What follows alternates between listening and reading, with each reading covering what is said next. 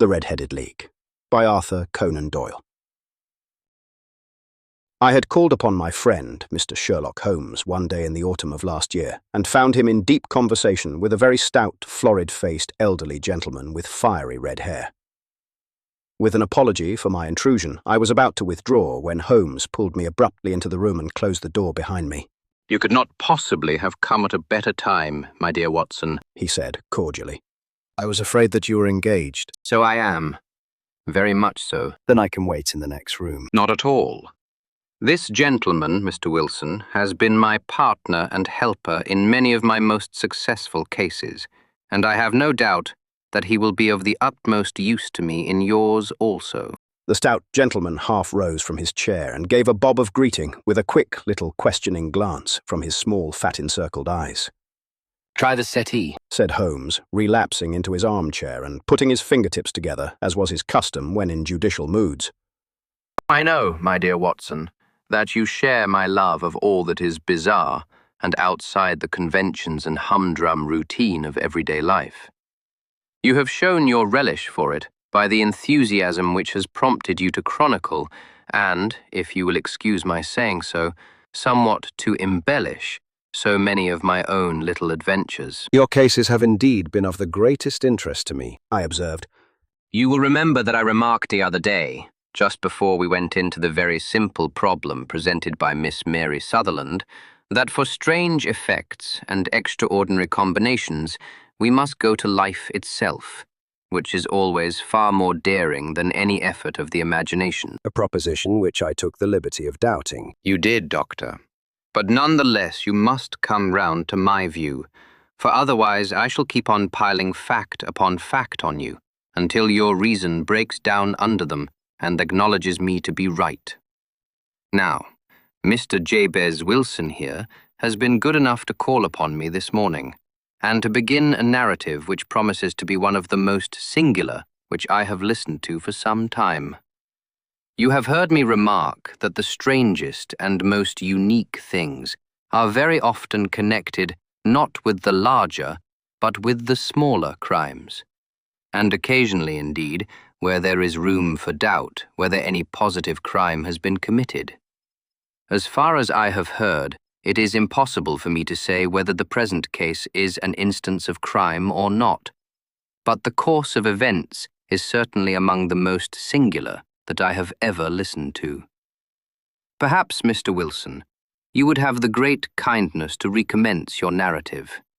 I ask you not merely because my friend Dr. Watson has not heard the opening part, but also because the peculiar nature of the story makes me anxious to have every possible detail from your lips. As a rule, when I have heard some slight indication of the course of events, I am able to guide myself by the thousands of other similar cases which occur to my memory. In the present instance, I am forced to admit that the facts are, to the best of my belief, unique." The portly client puffed out his chest with an appearance of some little pride and pulled a dirty and wrinkled newspaper from the inside pocket of his greatcoat. As he glanced down the advertisement column with his head thrust forward and the paper flattened out upon his knee, I took a good look at the man and endeavoured, after the fashion of my companion, to read the indications which might be presented by his dress or appearance. I did not gain very much, however, by my inspection. Our visitor bore every mark of being an average commonplace British tradesman, obese, pompous and slow. He wore rather baggy grey shepherd's check trousers, a not-over-clean black frock coat unbuttoned in the front, and a drab waistcoat with a heavy brassy Albert chain and a square-pierced bit of metal dangling down as an ornament. A frayed top hat and a faded brown overcoat with a wrinkled velvet collar lay upon a chair beside him. Altogether, look as I would, there was nothing remarkable about the man save his blazing red head and the expression of extreme chagrin and discontent upon his features. Sherlock Holmes' quick eye took in my occupation, and he shook his head with a smile as he noticed my questioning glances. "Beyond the obvious facts that he has at some time done manual labour, that he takes snuff, that he is a Freemason, that he has been in China, and that he has done a considerable amount of writing lately, I can deduce nothing else." Mr. Jabez Wilson started up in his chair, with his forefinger upon the paper, but his eyes upon my companion. How in the name of good fortune did you know all that, Mr. Holmes? He asked. How did you know, for example, that I did manual labour? It's as true as gospel, for I began as a ship's carpenter. Your hand, my dear sir. Your right hand is quite a size larger than your left. You have worked with it, and the muscles are more developed.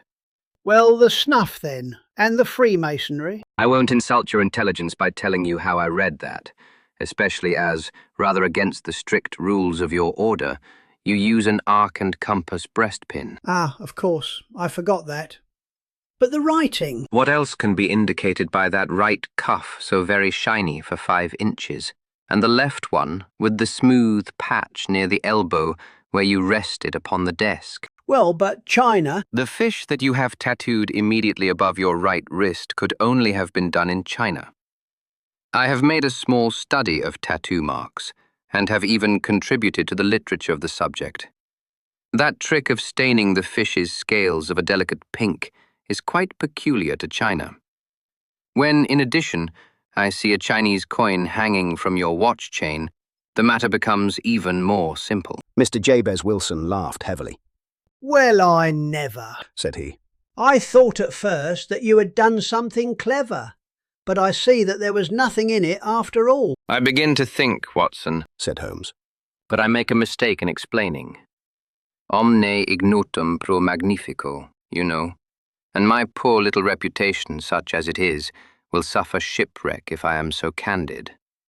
Can you not find the advertisement, Mr. Wilson? Yes, I have got it now. He answered, with his thick red finger planted halfway down the column. Here it is. This is what began it all. You just read it for yourself, sir. I took the paper from him and read as follows. To the Red-Headed League. On account of the bequest of the late Ezekiah Hopkins of Lebanon, Pennsylvania, USA, there is now another vacancy open which entitles a member of the League to a salary of $4 a week for purely nominal services. All red-headed men who are sound in body and mind and above the age of 21 years are eligible. Apply in person on Monday at 11 o'clock to Duncan Ross at the offices of the League, 7 Pope's Court, Fleet Street. What on earth does this mean? I ejaculated after I had twice read over the extraordinary announcement. Holmes chuckled and wriggled in his chair, as was his habit when in high spirits. It is a little off the beaten track, isn't it? Said he. And now, Mr. Wilson, off you go at scratch and tell us all about yourself, your household, and the effect which this advertisement had upon your fortunes. You will first make a note, Doctor, of the paper and the date. It is the Morning Chronicle of April 27th, 1890. Just 2 months ago. Very good. Now, Mr. Wilson. Well, it is just as I have been telling you, Mr. Sherlock Holmes, said Jabez Wilson, mopping his forehead. I have a small pawnbroker's business at Coburg Square, near the city. It's not a very large affair, and of late years it has not done more than just give me a living. I used to be able to keep 2 assistants, but now I only keep 1. And I would have a job to pay him, but that he is willing to come for half wages so as to learn the business. What is the name of this obliging youth? Asked Sherlock Holmes. His name is Vincent Spaulding, and he's not such a youth either. It's hard to say his age.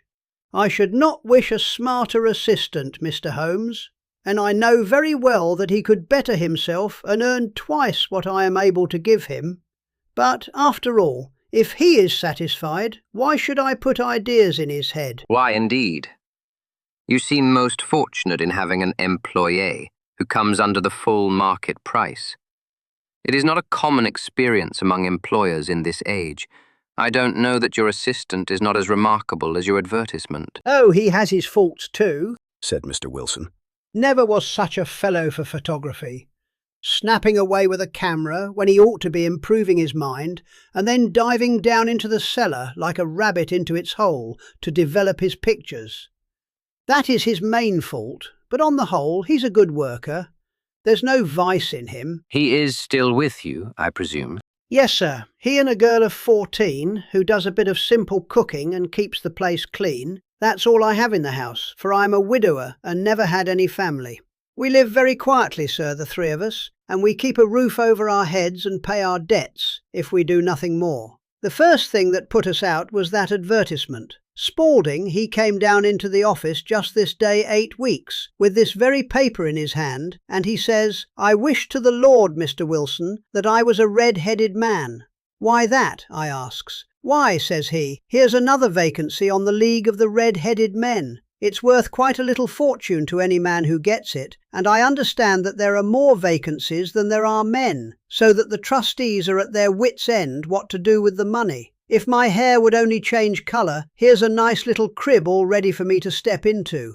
"Why, what is it then?" I asked. "You see, Mr. Holmes, I am a very stay-at-home man, and as my business came to me instead of my having to go to it, I was often weeks on end without putting my foot over the doormat. In that way I didn't know much of what was going on outside, and I was always glad of a bit of news." "Have you never heard of the League of the Red-Headed Men?" he asked, with his eyes open. "Never. Why, I wonder at that, for you are eligible yourself for one of the vacancies." "And what are they worth?" I asked. "Oh, merely a couple of hundred a year, but the work is slight, and it need not interfere very much with one's other occupations." Well, you can easily think that made me prick up my ears, for the business has not been over good for some years, and an extra couple of hundred would have been very handy. "Tell me all about it," said I. "Well," said he, showing me the advertisement, "you can see for yourself that the League has a vacancy, and there is the address where you should apply for particulars. As far as I can make out, the League was founded by an American millionaire, Ezekiah Hopkins, who was very peculiar in his ways. He was himself red-headed, and he had a great sympathy for all red-headed men. So when he died, it was found that he had left his enormous fortune in the hands of trustees, with instructions to apply the interest to the providing of easy berths to men whose hair is of that colour. From all I hear, it is splendid pay and very little to do." "But," said I, "there would be millions of red-headed men who would apply."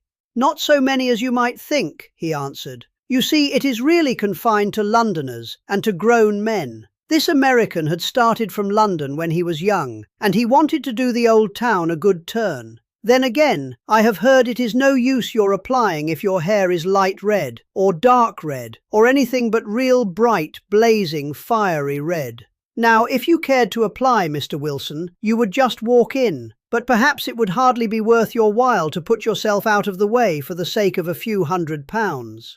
Now, it is a fact, gentlemen, as you may see for yourselves, that my hair is of a very full and rich tint, so that it seemed to me that if there was to be any competition in the matter, I stood as good a chance as any man that I had ever met. Vincent Spaulding seemed to know so much about it that I thought he might prove useful, so I just ordered him to put up the shutters for the day and to come right away with me. He was very willing to have a holiday, so we shut the business up and started off for the address that was given us in the advertisement. I never hope to see such a sight as that again, Mr. Holmes. From north, south, east and west, every man who had a shade of red in his hair had tramped into the city to answer the advertisement. Fleet Street was choked with red-headed folk, and Pope's Court looked like a coster's orange barrow.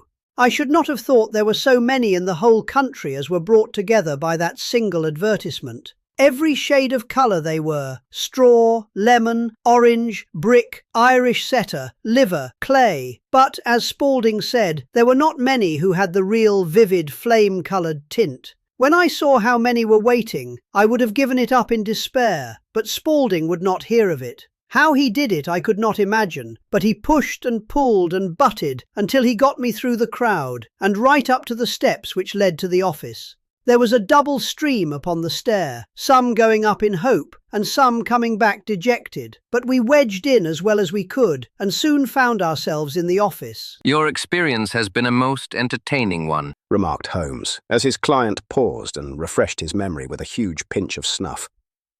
"Pray continue your very interesting statement." There was nothing in the office but a couple of wooden chairs and a deal table, behind which sat a small man with a head that was even redder than mine.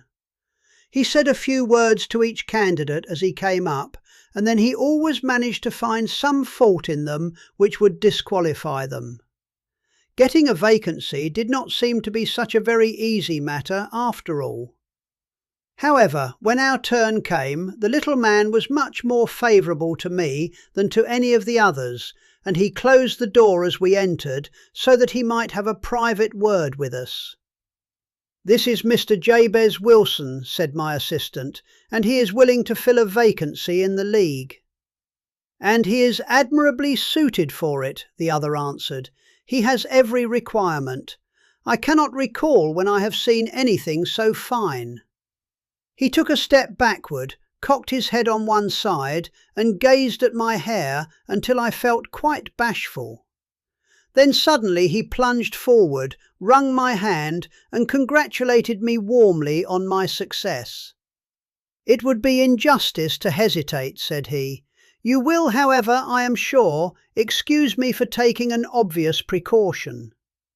With that he seized my hair in both his hands and tugged until I yelled with the pain. "There is water in your eyes," said he as he released me. "I perceive that all is as it should be. But we have to be careful, for we have twice been deceived by wigs and once by paint. I could tell you tales of cobbler's wax which would disgust you with human nature." He stepped over to the window and shouted through it at the top of his voice that the vacancy was filled. A groan of disappointment came up from below, and the folk all trooped away in different directions until there was not a red head to be seen except my own and that of the manager. "My name," said he, "is Mr. Duncan Ross, and I am myself one of the pensioners upon the fund left by our noble benefactor. Are you a married man, Mr. Wilson? Have you a family?" I answered that I had not. His face fell immediately. "Dear me," he said gravely, "that is very serious indeed. I am sorry to hear you say that. The fund was, of course, for the propagation and spread of the redheads, as well as for their maintenance. It is exceedingly unfortunate that you should be a bachelor." My face lengthened at this, Mr. Holmes, for I thought that I was not to have the vacancy after all. But after thinking it over for a few minutes, he said that it would be all right. "In the case of another," said he, "the objection might be fatal, but we must stretch a point in favour of a man with such a head of hair as yours. When shall you be able to enter upon your new duties?" "Well, it is a little awkward, for I have a business already," said I.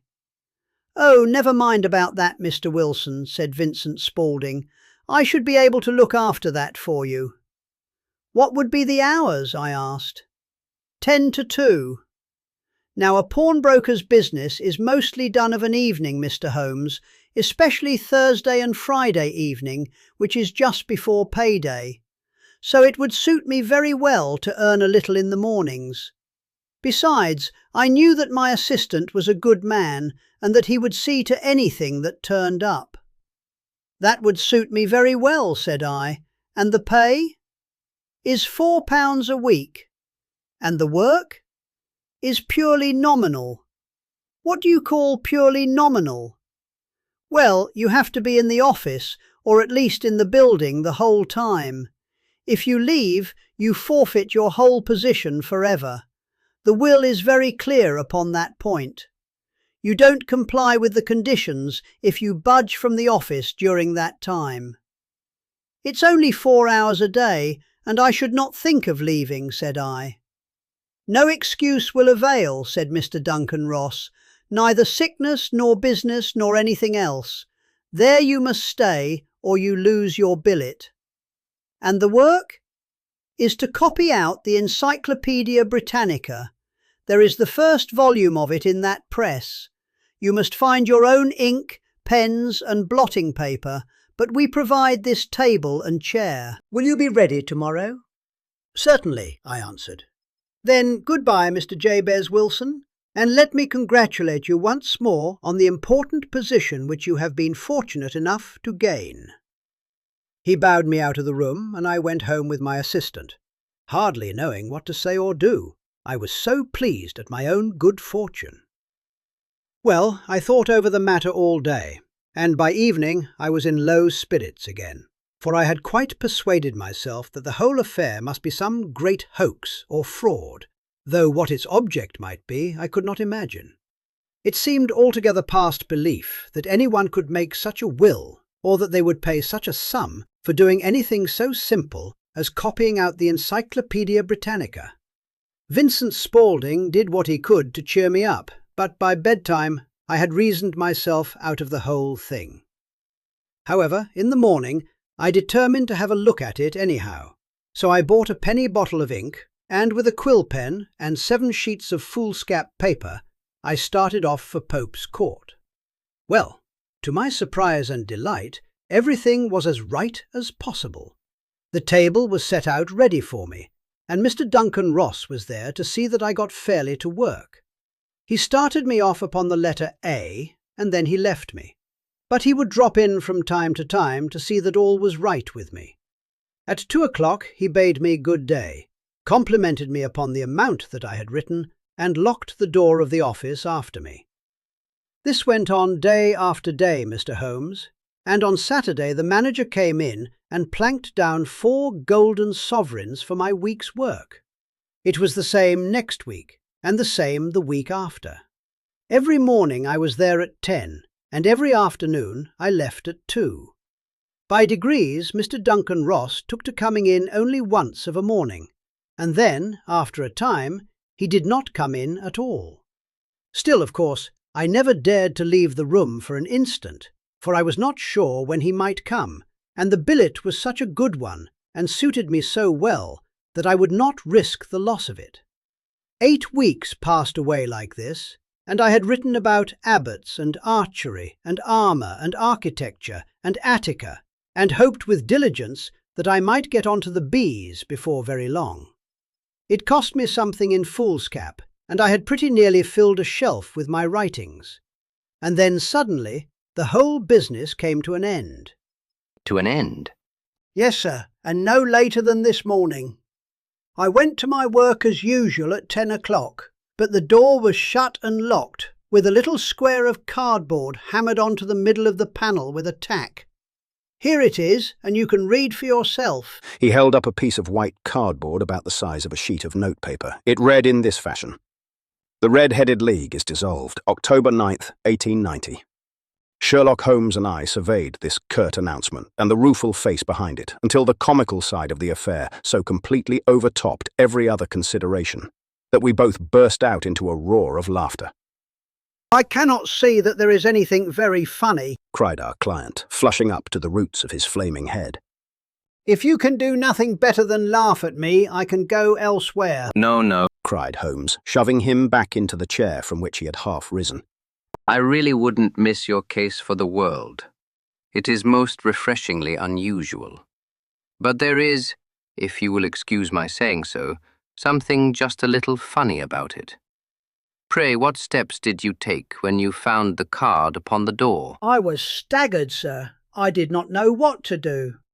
Then I called at the offices round, but none of them seemed to know anything about it. Finally, I went to the landlord, who is an accountant living on the ground floor, and I asked him if he could tell me what had become of the Red-Headed League. He said that he had never heard of any such body. Then I asked him who Mr. Duncan Ross was. He answered that the name was new to him.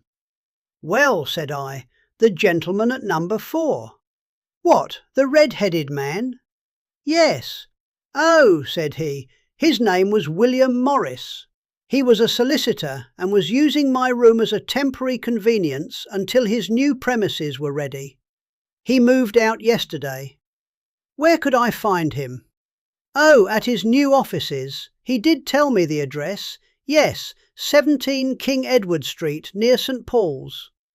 I started off, Mr. Holmes, but when I got to that address, it was a manufactory of artificial kneecaps, and no one in it had ever heard of either Mr. William Morris or Mr. Duncan Ross. And what did you do then? Asked Holmes. I went home to Saxe-Coburg Square, and I took the advice of my assistant. But he could not help me in any way. He could only say that if I waited, I should hear by post. But that was not quite good enough, Mr. Holmes. I did not wish to lose such a place without a struggle. So, as I had heard that you were good enough to give advice to poor folk who were in need of it, I came right away to you." And you did very wisely, said Holmes. "Your case is an exceedingly remarkable one, and I shall be happy to look into it. From what you have told me, I think that it is possible that graver issues hang from it than might at first sight appear." "Grave enough," said Mr. Jabez Wilson. "Why, I've lost £4 a week." "As far as you are personally concerned," remarked Holmes, "I do not see that you have any grievance against this extraordinary league. On the contrary, you are, as I understand, richer by some £30, to say nothing of the minute knowledge which you have gained on every subject which comes under the letter A. You have lost nothing by them." "No, sir, but I want to find out about them and who they are and what their object was in playing this prank, if it was a prank, upon me. It was a pretty expensive joke for them, for it cost them £32. We shall endeavour to clear up these points for you. And first, 1 or 2 questions, Mr. Wilson. This assistant of yours who first called your attention to the advertisement, how long had he been with you? "About a month, then." How did he come? "In answer to an advertisement." Was he the only applicant? "No, I had a dozen." Why did you pick him? "Because he was handy and would come cheap." At half wages, in fact. "Yes." What is he like, this Vincent Spaulding? "Small, stout-built, very quick in his ways, no hair on his face, though he's not short of 30, has a white splash of acid upon his forehead." Holmes sat up in his chair in considerable excitement. "I thought as much," said he. "Have you ever observed that his ears are pierced for earrings?" "Yes, sir. He told me that a gypsy had done it for him when he was a lad." Hum. Said Holmes, sinking back in deep thought. He is still with you? "Oh, yes, sir. I've only just left him." And has your business been attended to in your absence?" "Nothing to complain of, sir. There's never very much to do of a morning." That will do, Mr. Wilson. I shall be happy to give you an opinion upon the subject in the course of a day or two. Today is Saturday, and I hope that by Monday we may come to a conclusion." "Well, Watson," said Holmes when our visitor had left us. "what do you make of it all?" "I made nothing of it," I answered frankly. "It is a most mysterious business," "As a rule," said Holmes. "the more bizarre a thing is, the less mysterious it proves to be. It is your commonplace, featureless crimes which are really puzzling, just as a commonplace face is the most difficult to identify. But I must be prompt over this matter." "What are you going to do then?" I asked. "To smoke," he answered. "It is quite a 3-pipe problem, and I beg that you won't speak to me for 50 minutes. He curled himself up in his chair, with his thin knees drawn up to his hawk-like nose, and there he sat with his eyes closed and his black clay pipe thrusting out like the bill of some strange bird. I had come to the conclusion that he had dropped asleep, and indeed was nodding myself when he suddenly sprang out of his chair with the gesture of a man who has made up his mind and put his pipe down upon the mantelpiece. "Sarasate plays at the St. James's Hall this afternoon," he remarked. "What do you think, Watson? Could your patients spare you for a few hours?" "I have nothing to do today. My practice is never very absorbing." "Then put on your hat and come. I'm going through the city first, and we can have some lunch on the way. I observe that there is a good deal of German music on the programme, which is rather more to my taste than Italian or French. It is introspective, and I want to introspect. Come along." We travelled by the Underground as far as Aldersgate, and a short walk took us to Saxe-Coburg Square, the scene of the singular story which we had listened to in the morning. It was a poky, little, shabby-genteel place, where 4 lines of dingy 2-storied brick houses looked out into a small, railed-in enclosure, where a lawn of weedy grass and a few clumps of faded laurel bushes made a hard fight against a smoke-laden and uncongenial atmosphere. 3 gilt balls, and a brown board with Jabez Wilson in white letters upon a corner house announced the place where our red-headed client carried on his business. Sherlock Holmes stopped in front of it with his head on one side and looked it all over, with his eyes shining brightly between puckered lids. Then he walked slowly up the street and then down again to the corner, still looking keenly at the houses. Finally, he returned to the pawnbroker's, and having thumped vigorously upon the pavement with his stick 2 or 3 times, he went up to the door and knocked. It was instantly opened by a bright-looking, clean-shaven young fellow who asked him to step in. "Thank you," said Holmes. "I only wished to ask you how you would go from here to the Strand." "Third right, fourth left," answered the assistant promptly, closing the door. "Smart fellow, that," observed Holmes as we walked away. "He is, in my judgment, the 4th smartest man in London, and for daring I am not sure that he has not a claim to be 3rd. I have known something of him before." "Evidently," said I, Mr. Wilson's assistant counts for a good deal in this mystery of the Red-Headed League. I am sure that you inquired your way merely in order that you might see him." "Not him. "What then?" The knees of his trousers." "And what did you see?" "What I expected to see." "Why did you beat the pavement?" "My dear doctor, this is a time for observation, not for talk. We are spies in an enemy's country. We know something of Saxe-Coburg Square. Let us now explore the parts which lie behind it." The road in which we found ourselves as we turned round the corner from the retired Saxe-Coburg Square presented as great a contrast to it as the front of a picture does to the back. It was one of the main arteries which conveyed the traffic of the city to the north and west. The roadway was blocked with the immense stream of commerce flowing in a double tide inward and outward, while the footpaths were black with the hurrying swarm of pedestrians. It was difficult to realize as we looked at the line of fine shops and stately business premises that they really abutted on the other side, upon the faded and stagnant square which we had just quitted. "Let me see," said Holmes, standing at the corner and glancing along the line. "I should like just to remember the order of the houses here. It is a hobby of mine to have an exact knowledge of London. There is Mortimer's, the tobacconist, the little newspaper shop, the Coburg branch of the City and Suburban Bank, the vegetarian restaurant, and McFarlane's carriage building depot. That carries us right on to the other block. And now, Doctor, we've done our work, so it's time we had some play. A sandwich and a cup of coffee, and then off to violin land, where all is sweetness and delicacy and harmony, and there are no red-headed clients to vex us with their conundrums." My friend was an enthusiastic musician, being himself not only a very capable performer, but a composer of no ordinary merit.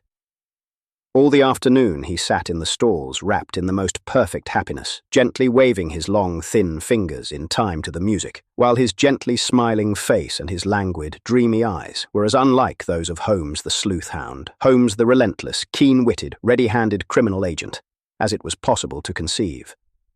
In his singular character, the dual nature alternately asserted itself, and his extreme exactness and astuteness represented, as I have often thought, the reaction against the poetic and contemplative mood which occasionally predominated in him.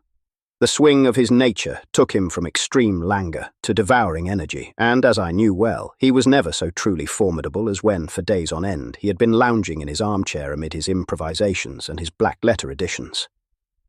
Then it was that the lust of the chase would suddenly come upon him, and that his brilliant reasoning power would rise to the level of intuition, until those who were unacquainted with his methods would look askance at him, as on a man whose knowledge was not that of other mortals.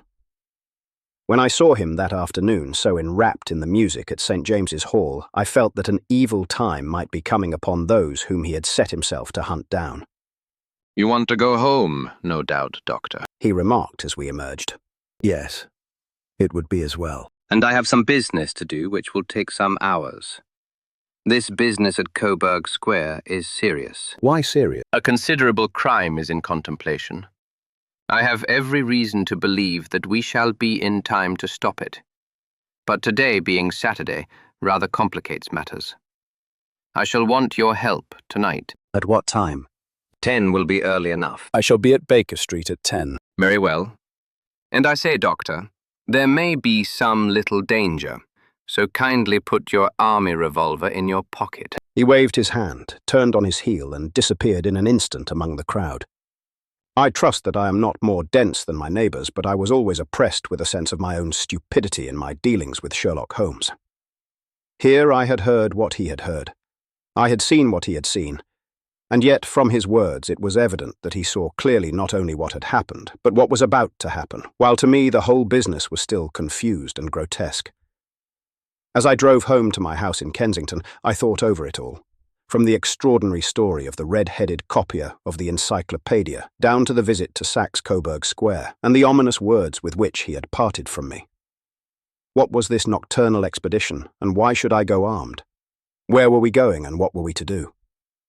I had the hint from Holmes that this smooth-faced pawnbroker's assistant was a formidable man, a man who might play a deep game. I tried to puzzle it out, but gave it up in despair and set the matter aside until night should bring an explanation. It was 9:15 when I started from home and made my way across the park, and so through Oxford Street to Baker Street. 2 hansoms were standing at the door, and as I entered the passage, I heard the sound of voices from above. On entering his room, I found Holmes in animated conversation with 2 men, one of whom I recognized as Peter Jones, the official police agent, while the other was a long, thin, sad-faced man with a very shiny hat and oppressively respectable frock coat. "Ha! Our party is complete," said Holmes, buttoning up his pea-jacket and taking his heavy hunting crop from the rack. "Watson, I think you know Mr. Jones of Scotland Yard. Let me introduce you to Mr. Merryweather, who is to be our companion in tonight's adventure." "We're hunting in couples again, Doctor, you see," said Jones in his consequential way. "Our friend here is a wonderful man for starting a chase. All he wants is an old dog to help him to do the running down." "I hope a wild goose may not prove to be the end of our chase," observed Mr. Merryweather gloomily. "You may place considerable confidence in Mr. Holmes, sir," said the police agent loftily. "He has his own little methods, which are, if you won't mind my saying so, just a little too theoretical and fantastic. But he has the makings of a detective in him. It is not too much to say that once or twice, as in that business of the Sholto murder and the Agra treasure, he has been more nearly correct than the official force." "Oh, if you say so, Mr. Jones, it is all right," said the stranger with deference. "Still, I confess that I miss my rubber. It is the first Saturday night for 27 years that I have not had my rubber." "I think you will find," said Sherlock Holmes, "that you will play for a higher stake tonight than you have ever done yet, and that the play will be more exciting. For you, Mr. Merryweather, the stake will be some £30,000.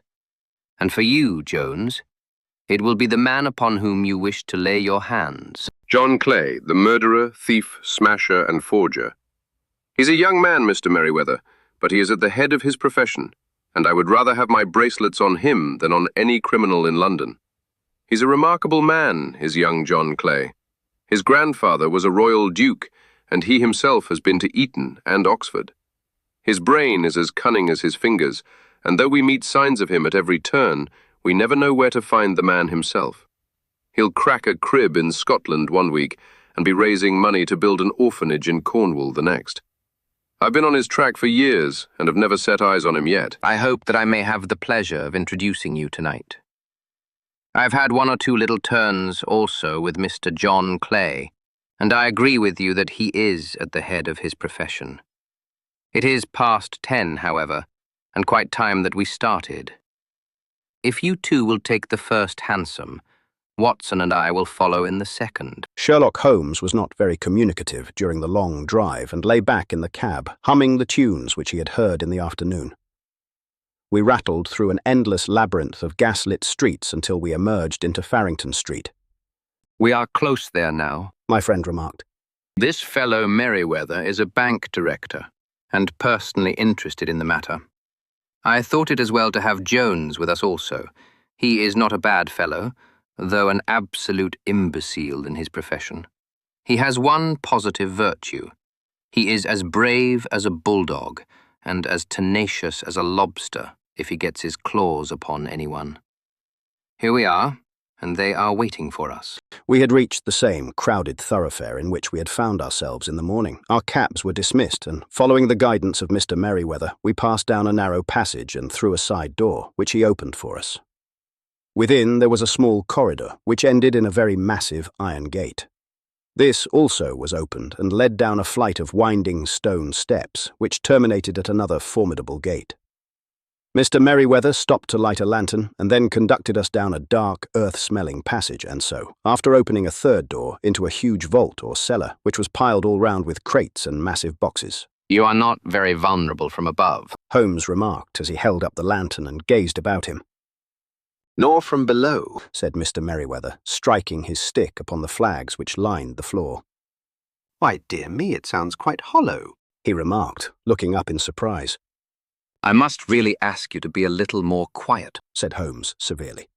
You have already imperiled the whole success of our expedition.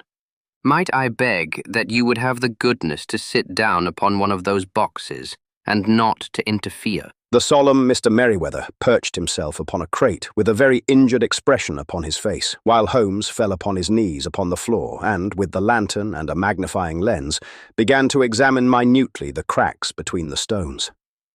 A few seconds sufficed to satisfy him, for he sprang to his feet again and put his glass in his pocket. We have at least an hour before us, he remarked. For they can hardly take any steps until the good pawnbroker is safely in bed. Then they will not lose a minute, for the sooner they do their work, the longer time they will have for their escape. We are at present, Doctor, as no doubt you have divined, in the cellar of the city branch of one of the principal London banks. Mr. Merriweather is the chairman of directors, and he will explain to you that there are reasons why the more daring criminals of London should take a considerable interest in this cellar at present. It is our French gold, whispered the director. We have had several warnings that an attempt might be made upon it. Your French gold? Yes. We had occasion some months ago to strengthen our resources, and borrowed for that purpose 30,000 Napoleons from the Bank of France. It has become known that we have never had occasion to unpack the money, and that it is still lying in our cellar. The crate upon which I sit contains 2,000 Napoleons, packed between layers of lead foil. Our reserve of bullion is much larger at present than is usually kept in a single branch office, and the directors have had misgivings upon the subject. Which were very well justified, observed Holmes. And now it is time that we arranged our little plans. I expect that within an hour, matters will come to a head. In the meantime, Mr. Merriweather, we must put the screen over that dark lantern. And sit in the dark? I'm afraid so. I had brought a pack of cards in my pocket, and I thought that, as we were a partie carrée, you might have your rubber after all. But I see that the enemy's preparations have gone so far that we cannot risk the presence of a light. And first of all, we must choose our positions. These are daring men, and though we should take them at a disadvantage, they may do us some harm unless we are careful. I shall stand behind this crate, and do you conceal yourselves behind those. Then, when I flash a light upon them, close in swiftly. If they fire, Watson, have no compunction about shooting them down. I placed my revolver, cocked, upon the top of the wooden case behind which I crouched. Holmes shot the slide across the front of his lantern and left us in pitch darkness. Such an absolute darkness as I have never before experienced. The smell of hot metal remained to assure us that the light was still there, ready to flash out at a moment's notice. To me, with my nerves worked up to a pitch of expectancy, there was something depressing and subduing in the sudden gloom and in the cold, dank air of the vault. They have but one retreat, whispered Holmes. That is back through the house into Saxe-Coburg Square.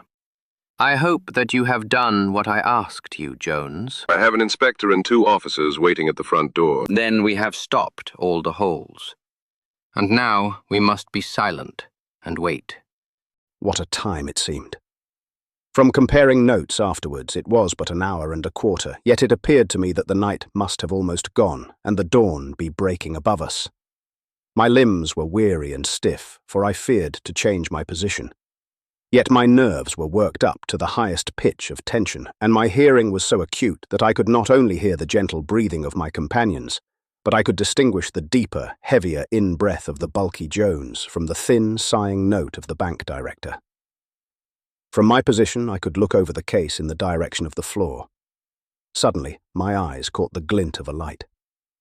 At first, it was but a lurid spark upon the stone pavement. Then it lengthened out until it became a yellow line, and then, without any warning or sound, a gash seemed to open and a hand appeared, a white, almost womanly hand, which felt about in the centre of the little area of light. For a minute or more the hand, with its writhing fingers, protruded out of the floor. Then it was withdrawn as suddenly as it appeared, and all was dark again, save the single lurid spark which marked a chink between the stones. Its disappearance, however, was but momentary. With a rending, tearing sound, one of the broad white stones turned over upon its side and left a square, gaping hole, through which streamed the light of a lantern.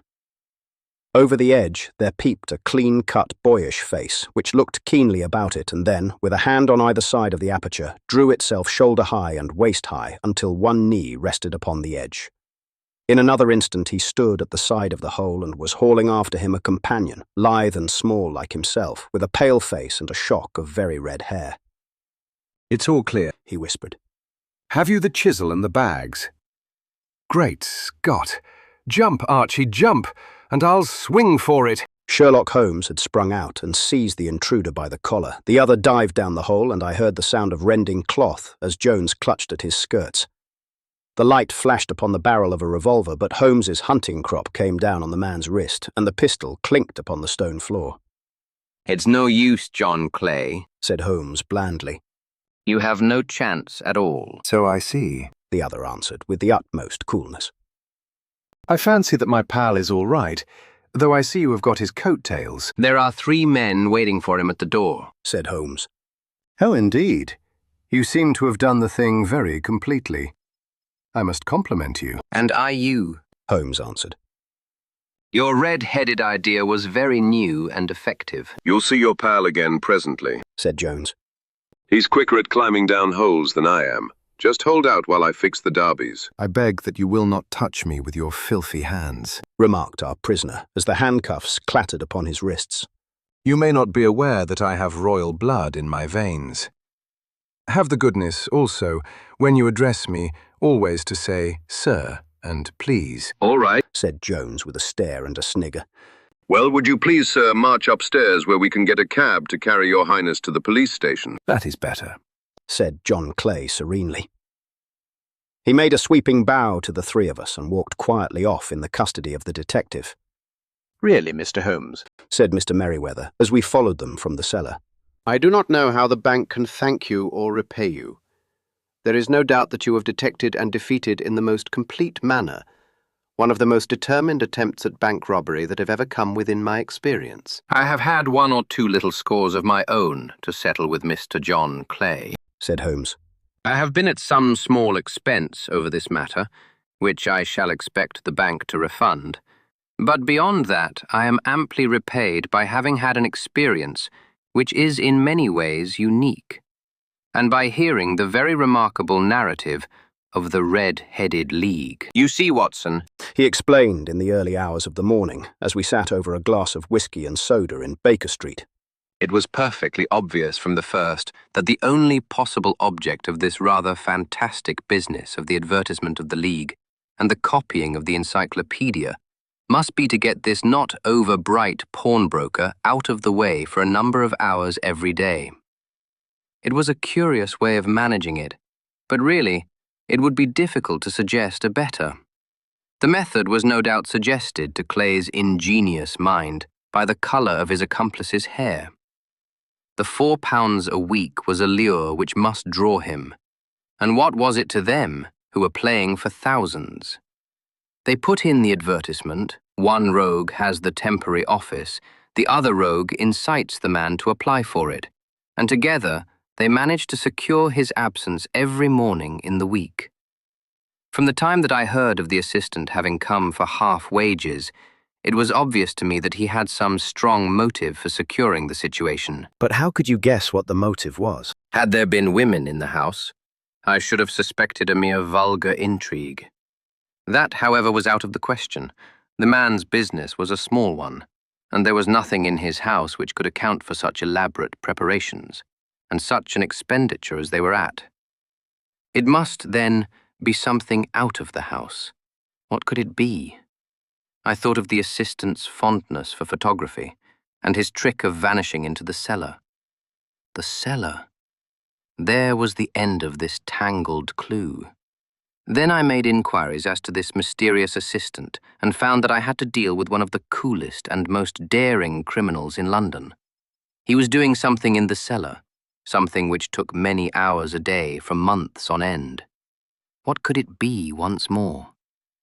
I could think of nothing save that he was running a tunnel to some other building. So far I had got when we went to visit the scene of action. I surprised you by beating upon the pavement with my stick. I was ascertaining whether the cellar stretched out in front or behind. It was not in front. Then I rang the bell, and as I hoped, the assistant answered it. We have had some skirmishes, but we had never set eyes upon each other before. I hardly looked at his face. His knees were what I wished to see. You must yourself have remarked how worn, wrinkled, and stained they were. They spoke of those hours of burrowing. The only remaining point was what they were burrowing for. I walked round the corner, saw the City and Suburban Bank abutted on our friend's premises, and felt that I had solved my problem. When you drove home after the concert, I called upon Scotland Yard and upon the chairman of the bank directors, with the result that you have seen. And how could you tell that they would make their attempt tonight? I asked. Well, when they closed their league offices, that was a sign that they cared no longer about Mr. Jabez Wilson's presence.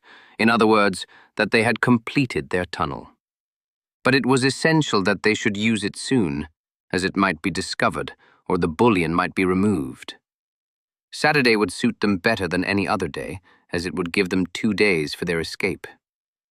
For all these reasons, I expected them to come tonight. You reasoned it out beautifully, I exclaimed in unfeigned admiration. It is so long a chain, and yet every link rings true. It saved me from ennui, He answered, yawning. Alas, I already feel it closing in upon me. My life is spent in one long effort to escape from the commonplaces of existence. These little problems help me to do so. And you are a benefactor of the race, said I. He shrugged his shoulders. Well, perhaps, after all, it is of some little use, he remarked. L'homme c'est rien, l'œuvre c'est tout. As Gustave Flaubert wrote to George Sand,